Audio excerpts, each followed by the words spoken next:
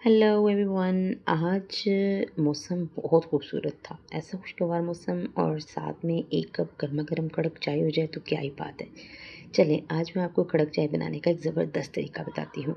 याद रखिएगा, चाय हमेशा ना ज़्यादा पत्ती और ना ज़्यादा दूध से कड़क होती है। असल राज चीनी में छुपा है। जी जनाब। चीनी को कैरमलाइज़ करेंगे। सबसे पहले पैन में डालेंगे 2 चम्मच चीनी और फिर इसे हल्की आंच पर कैरमलाइज़ होने देंगे।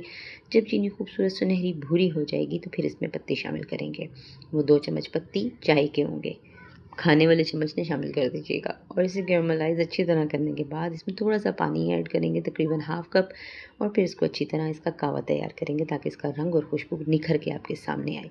और फिर डालेंगे आप इसमें 2 कप दूध और नतीजा खुशबूदार, भरपूर और एकदम कड़क चाय। तो अगली बार चाय बनानी हो तो पत्ती बढ़ाने की बजाय चीनी को कैरमलाइज़ करें। ये तरीका ज़रूर आज़माइए। खूबसूरत मौसम, गर्म चाय और एक बेहतरीन लम्हा, इससे ज़्यादा और क्या चाहिए।